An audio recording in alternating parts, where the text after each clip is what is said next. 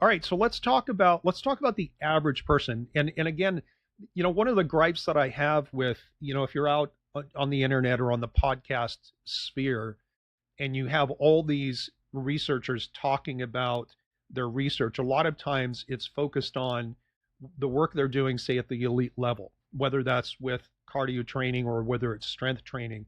And sometimes I think it's very difficult for the average person to take what's appropriate at the elite level and then translate that down to something that's applicable to them in their life, given the fact that they're not athletes or they're not training for competition.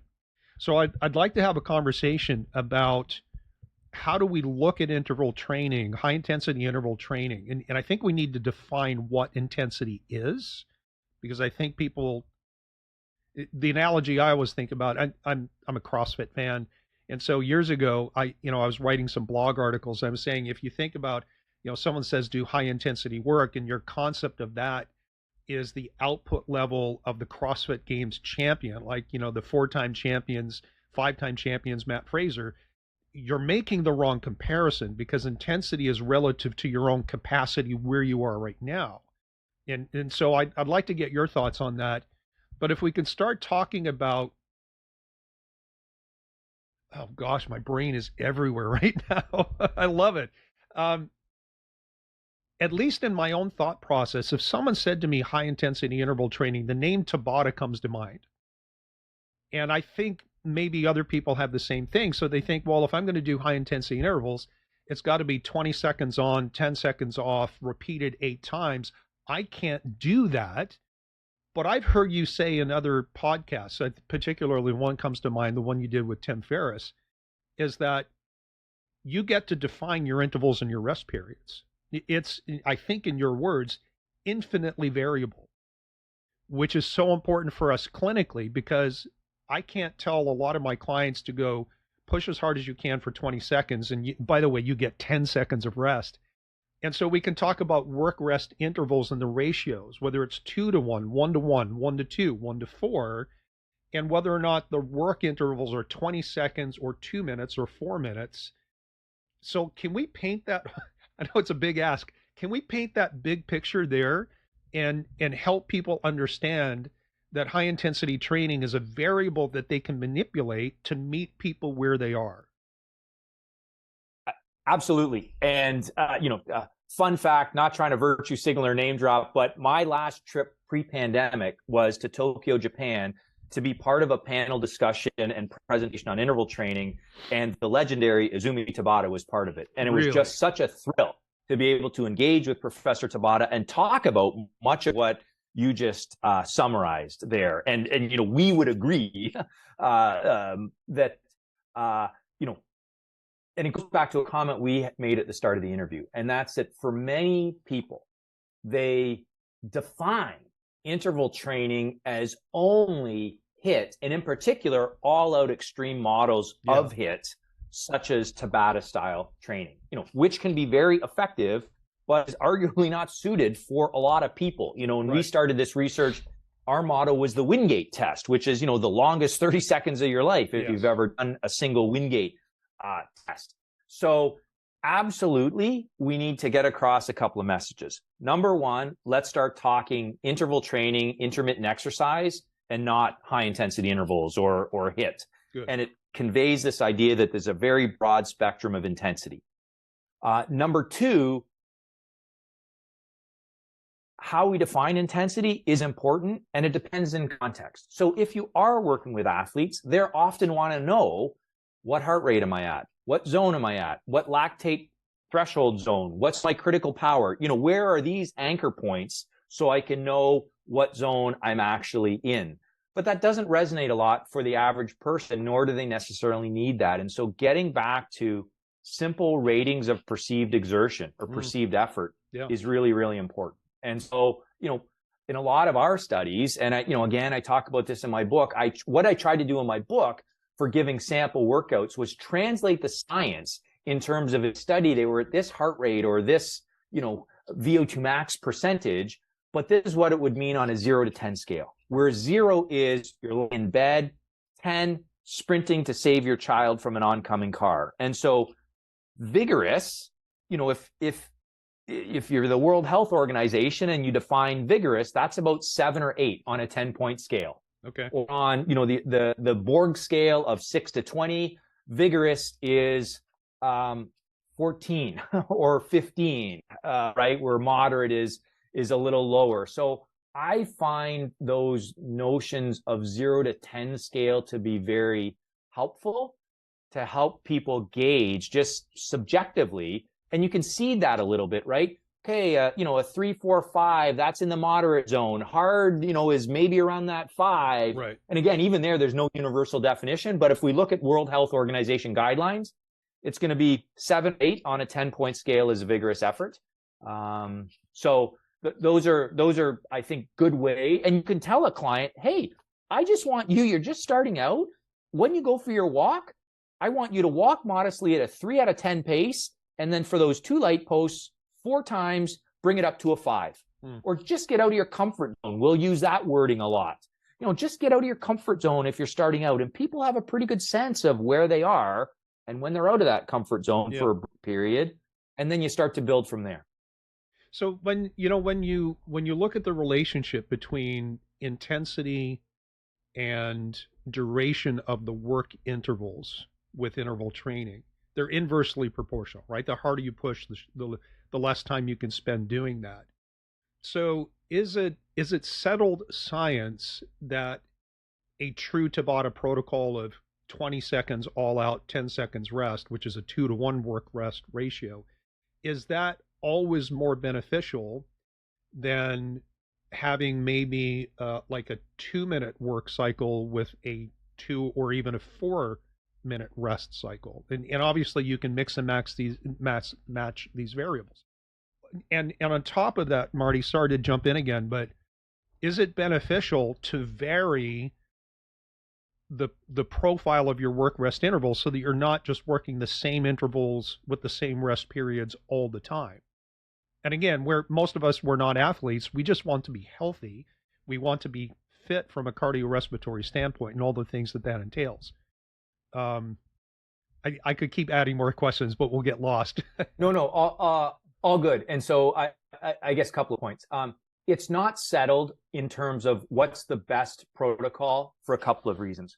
One is these studies would be infinitely complex and very challenging to achieve. And, Sure. I think people appreciate that in context, but in the exercise science community writ large, and I don't want to nerd out or have people's eyes or ears gloss over at this point, but there's a lot more thought, including, we're trying to get better in terms of research designs and thinking about what's a meaningful change, what's an effect size, what's the appropriate statistical power and test to say that this is better or this is non-inferior. This is not significantly different compared to this. And, there are lessons being learned from the epidemiology and medical field in terms of these, proper statistical designs. And so, that's point number one. And so one of the reasons why it's hard to do those studies is to tease out what might be very, very subtle differences between protocols, the scope and size in terms of the number of participants you need and all that. You're not going to get it. Right. Point two is, for the vast majority of people, it probably doesn't matter. And so I'm often, sometimes people try and goad or get into these arguments, what's best, or set up, especially on Twitter, which I try to avoid now. It's my only social media, but these Twitter polemics and rants that try to set up strong arguments around, well, HIIT is this, and then rail against it. I think we need to try and get away from arguments over what's best and just sort of appreciate that lots of things work, and it really comes down to context. Who are we talking about and what specific outcome? You use the investing analogy for your kids, or at least a money analogy. I really like the investing analogy when it comes to, general activity. And that's, you could hit a home run on a specific stock, but probably for most people, they're better, spreading it out, because that's going to pay the best returns over the long run. And I think it's the same when it comes to fitness generally, but in particular with exercise intervals, right? vary them up. And probably for most people, that's going to provide the greatest return, unless, again, you're that specific athlete working to improve in a specific event and your coach has a very good understanding of you. Otherwise, I could take 1,000 of your listeners right now, put them on a specific interval protocol. Some will thrive, some will wither, right? And we probably wouldn't do a very good job of predicting who's going to do best. So again, hopefully, yeah. Well, I was going to say, to translate that down to like practical clinical stuff, if we're dealing mostly with people who have low VO2 max, they're metabolically compromised, their exercise tolerance and recovery is compromised. Obviously, we don't want to throw them into a full Tabata style. So can we talk about like, the work rest ratio, and maybe talk about what, and I know it's unfair to ask, like, what's the optimal work rest ratio as well as intensity level? Like I imagine that it would be much better to have, for someone, again, metabolically compromised, to have maybe a 1-to-2 work rest ratio, because you give them more recovery. And that's not minutes, that's just the ratio. But to have them do longer work periods, because it demands less intensity and it's going to be less taxing on their physiology. So, and again, I'm just spitballing and just thinking out loud here. I might have somebody increase the intensity of any given activity, and maybe in their work cycle, they go for a minute and then they rest for 2. And it doesn't mean they stop, although I think you could, but they just do what they're doing with less intensity to the point where they feel themselves recovering.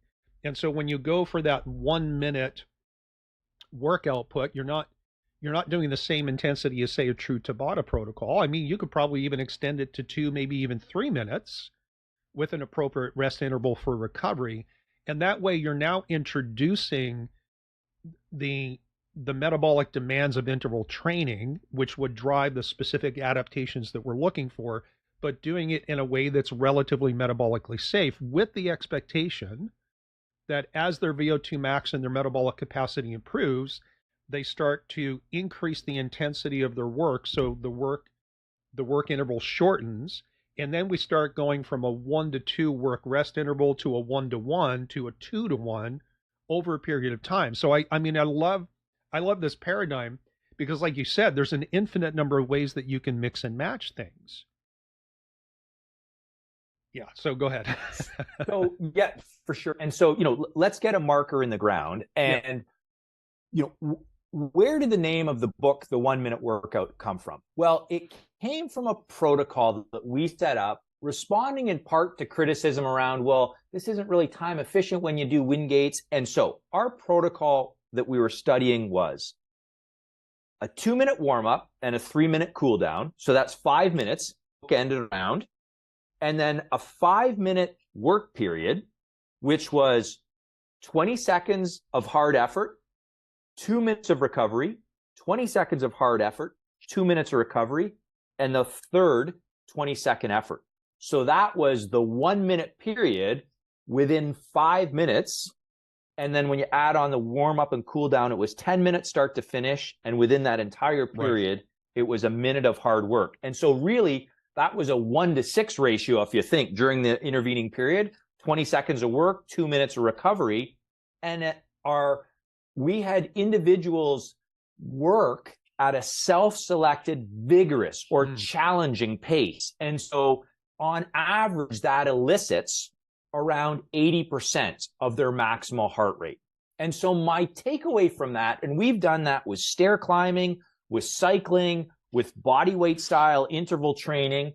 If people do that 3 times a week for 6 weeks, and again, they're getting their heart rate up to about 80% on average over this 10-minute period, we can measurably see a 1 met improvement in 6 weeks. And so that provides some context. Yes. Wow. And again, that 1 met improvement, you go back to the reduction in all-cause mortality risk. So, and I know people are just listening to this and processing, but, they could get the details from studies on my website or maybe in the show notes. But, that gives you some context. And so now then we've asked the question, well, what if people just do the 20-second hard efforts a few times a day? So there your work to rest ratio is very large, Wow, right? You might do a yes. 20-second hard effort, Yeah. and then you have an hour of recovery. And even that can provide benefits to a boost in cardiorespiratory fitness. But of course, the improvement is smaller. And it goes back to the point you were making. The longer the recovery, the lower the stress. Yeah. And so to flip that, it would be, yes, you're right. Maybe start clients with 20 seconds on, 2 minutes off, and then build to 20 seconds on, a minute off, 20 second, 20 second. And all you're doing there is playing work to rest ratios. There's nothing magic about 20 seconds, except that when people are very deconditioned, that's about what they can do before they would like to take that break, because even in 20 seconds, the uncomfortableness creeps in. And again, they're only working at a self-selected, challenging, vigorous pace. We're not saying sprint to save your child for those 20 seconds. Right. Yeah. And I like that because it's self-regulating, right? You shorten the work intervals and therefore you decrease the metabolic demand compared to the same energy output for a 1 or a 2 minute work cycle. And if you let them modulate their own output, naturally over time, as they start to improve metabolically, they either can go longer than, say, 10 seconds or 20 seconds in the interval, or they push harder. And so I like that without necessarily, tying it to a heart rate, which I do have questions, because you've mentioned percentages of maximal heart rate. And I know that there are, at least 3 or 4, probably more different equations to figure out what your theoretical maximum heart rate is. And I'm interested in your take on which one is most appropriate, and even maybe talking a little bit about, well, it's probably a whole other conversation about the relative value of interval training versus, say, zone 2 cardio, which is, that's another big thing these days. And, I know Phil Maffetone has his MAF 180, like 180 minus your age, and that should be your training, with some modifications. If you have, certain criteria, it might subtract 10 beats per minute or 5 beats per minute or something like that. I know there's a question in there somewhere, but like I said, my mind is in so many different places. So take whatever you want out of what I just said and feed back to me. Yeah, for sure. And so again, in our studies, we can do these relatively well-controlled studies in the laboratory. And again, then you get criticized for, well, what's the translational value of this? Or we can do what we call more field studies, or take the research out of the laboratory, like the stair climbing work, for example. Yeah. And then people have questions around, well, there was such variability in people's heart rate. You sort of can't have it both ways in a single study necessarily. And so, again, hopefully each of those are bricks, and then you sort of take a step back and you sort of see what the house looks like as you put the bricks together. Sometimes people will self-select intensities that are lower than we would otherwise want to give them. And so, even though in our studies where we've set and we're prescribing and monitoring every training session, and we're like, you got to get to 80% on average as a minimum. And then sometimes we're like, we want to get to a vigorous pace, and it's 75%. And that can make a difference. So there is, the ACSM would define vigorous as 77% of maximal heart rate.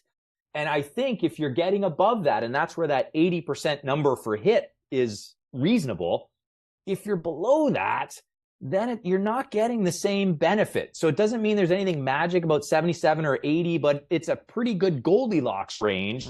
If you want the benefits of time-efficient exercise, you pretty much got to get heart rate above 80% of individual max for about 10 minutes. However you do that, that could be a constant walk.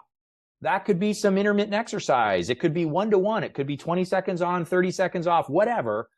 But for me, that's sort of, again, a Goldilocks range that if people do that a few times a week for 6 weeks, we get a measurable improvement in their fitness. So that'd be number one. What's maximal heart rate? Indeed, the best way to measure maximal heart rate is through a graded exercise test to exhaustion, and we measure it in an individual. And of course, in our studies, that's what we do. So we're not guessing what someone's maximal heart rate is. Right. We've measured it directly. Standard deviation for any of those nomograms, whether it's 220 minus your age or 207, that there's a number of them, as you know. invariably the standard deviation is 10 beats per minute. And so that means if it's 220 minus your age, that's going to be reasonable and within plus or minus 10 beats either way for 2/3 of a sample size. It's going to be within 20 beats per minute for 95%, and there's going to be 5% of the population that's more than 20 beats above or below that. So it's a massive range. Wow. And so again, it's great for averages, but for example, if we assume, they're 40 years old, we use 220 minus their age, we get 180, that may actually markedly be overestimating their true maximal heart rate, which means we're going to overtrain them because anything we give them is going to be near their maximal capacity, or dramatically undertrain them in terms of relative intensity because they're able to do a lot more. Right. So, ideally, you'd like to have an index of your own true maximal heart rate. Right. Again, that might not, you're not going to take a deconditioned type 2 diabetic who's overweight and have them do a maximal exercise test so you can get the number. Exactly. So you're restricted. Exactly. But if you otherwise have an individual who's open to it, classic way would be once around the 400-meter track at the local high school, and that's pretty much going to get you to your maximal heart rate. So 400 splits or murder. Directly on it so you can individualize. Yeah. Otherwise, the best we can do is estimate it. And people can quibble over which of those calculators or equations is the best one. Right. So in the populations that we serve, we have many clients that, if you push them too hard, it's not just that they feel a little worse after the workout. They might be down for days, if not weeks. And it can flare up all kinds of other metabolic issues. And so trying to err on the side of caution, if we tried to construct, say, a guideline for the metabolically compromised, and again, I'm just thinking off the top of my head based on what you said, 220 minus the age multiplied by some percentage of that number minus 10 beats per minute and start there. And then work your way up. Like if it's a plus 10, minus 10 situation where if the formula says my max heart rate is 180, I could go, 170, 190, but let's start at 170 just to hedge our bets. And if that's a reasonably appropriate way to think of things, then for the metabolically compromised, what's the lowest percentage of that max heart rate? Not accounting for adjustments. What's the lowest that someone can do interval training and still expect these metabolic adaptations to happen? Like obviously, if you're doing 20% of your heart rate, your max heart rate, not much is going to happen. So do we have to get to the 80% or can we get it at 65%? Yeah. So it depends. But even, I would tweak your formula, which please. And so there's something known as the concept of heart rate reserve or the Carvonen formula. And it is, heart rate reserve refers to the difference between your resting heart rate and your maximal heart rate. Yep. And so it takes into this idea initial fitness, age, because, the more unfit we are, the older we get, that resting heart rate tends to creep up a little bit. Yep. And maximal heart rate comes down. And so it gives you an idea of the extra heartbeats available that you can work with, or that range that you can work under. And so there's good data on this, or there are good data on, for example, 70% of heart rate reserve correlating well with 70% of VO2 max, because how you would look at training intensity would be resting heart rate plus 70% of heart rate reserve gives you your target heart rate during exercise. And again, that's known as heart rate reserve. Say that one more time for me, please. Sure. So resting heart rate plus the desired intensity of heart rate reserve. So resting heart rate plus, for example, 70% of heart rate reserve will get you to the target heart rate during exercise that will elicit 70% for you in terms of VO2 max. Right. So, and I love that. I love, because I understand the difference, looking at someone's theoretical maximum heart rate versus their resting. The more deconditioned someone is, like you said, resting heart rate goes up, theoretical maximum comes down. So going back to my question, you said 70% there. Is that a relatively safe intensity for most people to work at?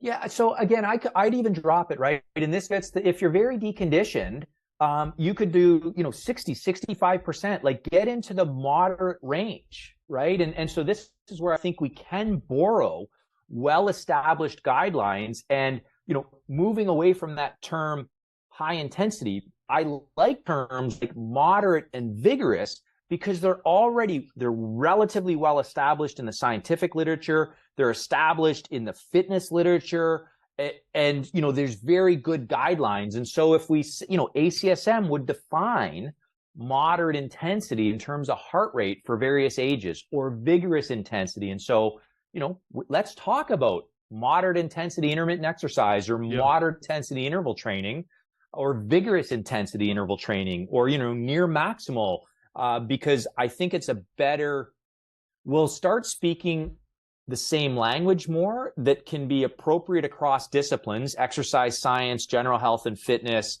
public health guidelines, and it will help clinicians and patients as well, because it'll give them some markers that they can work with. And so on that, there are randomized control, there's epidemiological studies showing that if you stand more than you sit, you'll die less. So the bar can be pretty low in terms of what it takes to move the needle. But I think realistically, you need to get to about that moderate zone, which is, about 60% of heart rate, 65% of maximal heart rate, to, have a significant impact there.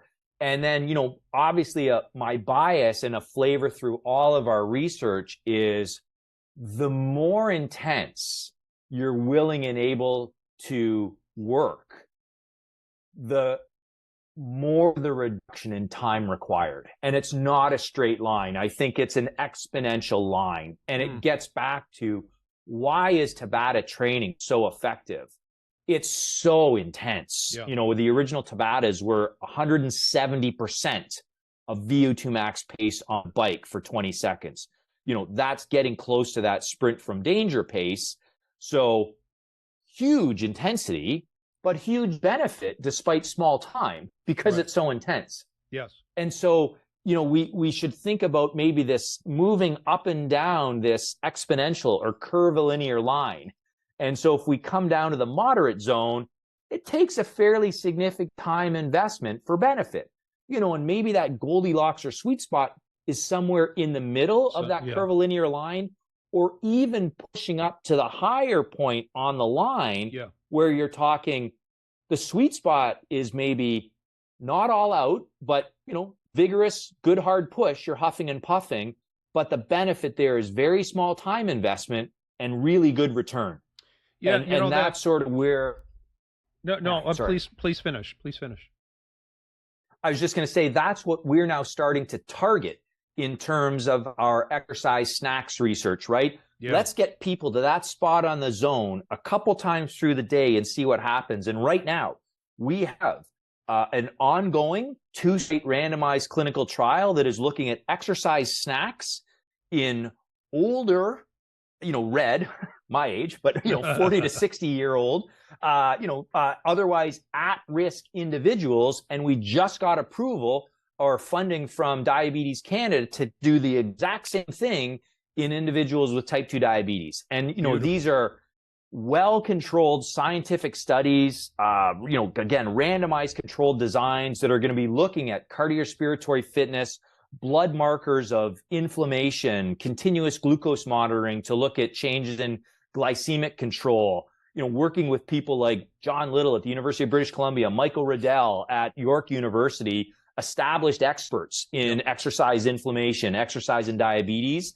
So we hope that research team is really going to be able to advance the ball here around some of these really translational questions that impact health. Well, when that paper comes out, I'd love to meet again and go through that, because it's that kind of research that has direct applicability to the kind of work that we do with the people that we work with. And so I'm glad to hear that that's coming. I had two questions, and then you mentioned the paper and they fled out of my brain. Is it when you have somebody who is improving in their VO2 max, is it more advantageous to focus then on driving more intensity or driving more volume of work or driving increased frequency, say within a weekly time frame? What's the main lever to pull on? Yeah, so you want to stir up a hornet's nest, get scientists talking about the intensity versus volume issue.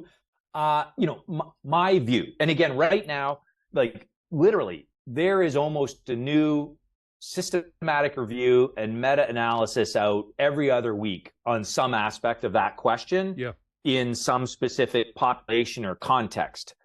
Arguably, much of the best research has been conducted by an individual named Bob Ross at Queen's University, who's done very well-controlled trials where they're manipulating intensity and volume of exercise, usually in a continuous manner, though, right? And so, for example, how does, I'll get the details wrong, but and actually, it's not usually time, it's, how does a 300 calorie energy expenditure at a moderate continuous effort compare to 300 calories at a vigorous intensity effort, which often is about half the time. And so some of that work would say it doesn't matter. It's all about volume.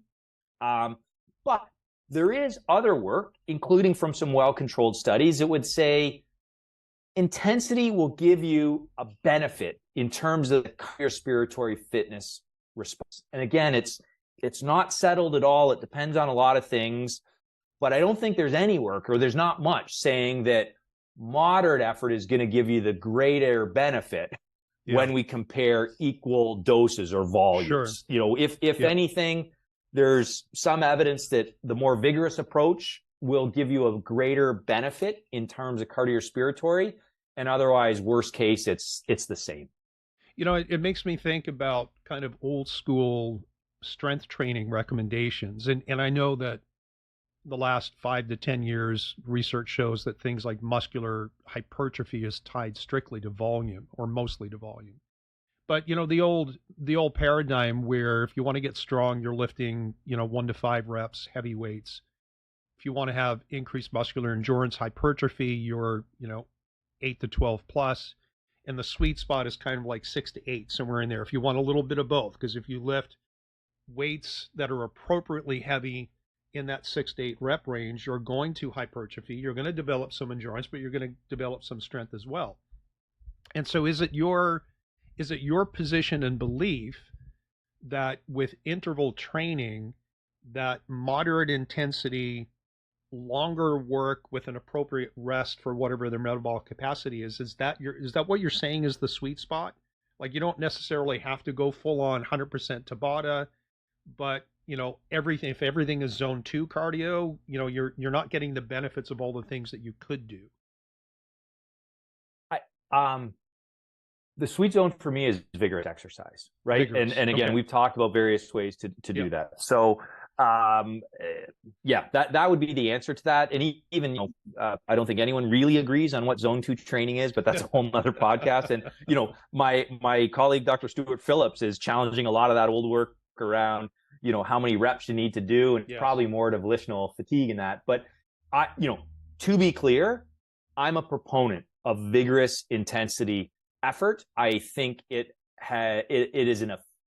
is a relatively time efficient way to train, fully recognizing that time is a barrier that's cited by a lot of people, but it's an excuse. And so we can't simplify human behavior and say that interval training or vigorous intermittent exercise is the cure for all, right? And I think that people will criticize us for saying that, even though I don't think I've ever said that. And to be clear on your podcast, interval training is not the cure for everything, and time is an excuse for a lot of people and not the barrier that it's otherwise made out to be.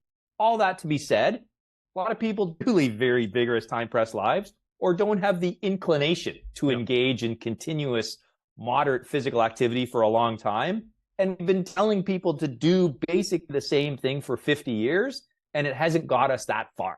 And so if we can establish, I think there's value in looking at alternatives, options that may be appealing to some individuals, and they might engage in it, and it might benefit their health and fitness. But the Goldilocks range for me is minimal time investment, vigorous pace, which means you got to huff and puff a bit.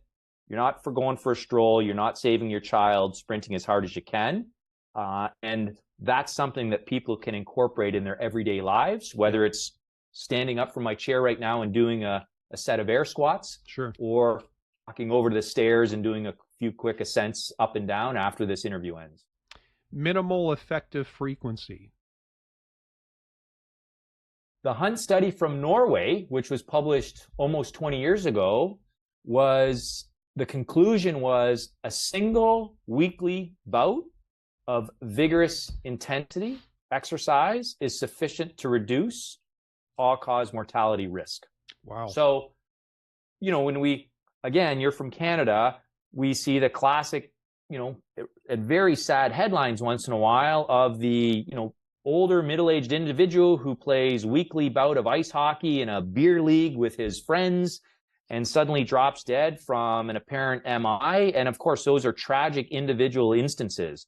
But big picture, if many people did that weekly bout of vigorous intensity exercise, it's going to do more benefit than harm when we look at the big picture. And that was echoed in my book when I interviewed people like Dr. Paul Thompson, who is an MD, cardiologist, leading cardiologist, who said, if you had to pick high intensity intervals or doing nothing, do HIIT.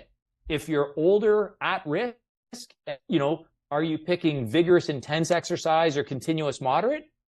Maybe do the moderate, at least when you're first starting out and until you establish a base. But if you had to do one or the other, intervals are better than nothing. The greatest risk to your health is remaining absolutely sedentary, and even a single weekly bout of it is going to be beneficial as compared to nothing, even though it's going to acutely increase risk of an event in some individuals while they're engaged in the activity. Right. I find myself often saying to people that any exercise is better than none, but some exercise modalities and way of exercising are far superior to others. And just to caution anybody listening here, this entire conversation is, kind of its own silo, because we haven't even talked about the effective combining of strength training, for example, and the different ways of strength training, or even the relative merits of combining periodic interval training with some steady state cardio, call it zone 2 or whatsoever.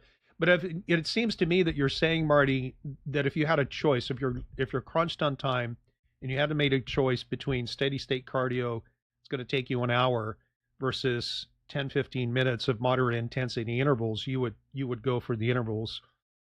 And that's not just your personal opinion, or if it is, your opinion is informed by your research. Is that correct? Yes, that is. And, if you're the person who prefers moderate intensity cardio, awesome, go for it. Don't ever do intervals. Yeah. But yes, you're absolutely right, because I think there's good translational value in that.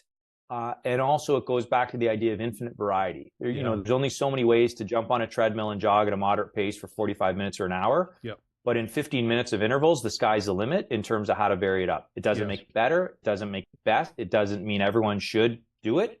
And it's not demonizing traditional cardio or the physical activity guidelines. Right. But yeah, I choose to,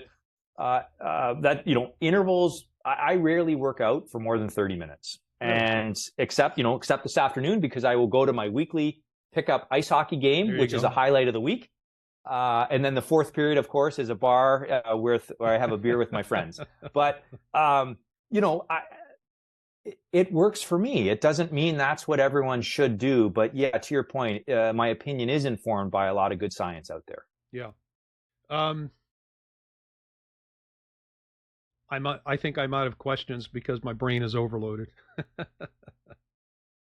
Happy to be back at some point. I love it. But I really appreciate the opportunity to speak with you, and hopefully our conversation is of some value to to your listeners and the clients that they work with. No, this has been wonderful, and you've delivered exactly what I wanted, was a discussion of the science and a rational translation into the type of clinical scenarios that our community typically deals with. Because the metabolic demands and needs of the people that are sick are different than the average person who might be a little bit overweight, might, eating a standard American diet, but they don't have the types of problems that the community that we serve really is kind of unique in that sense.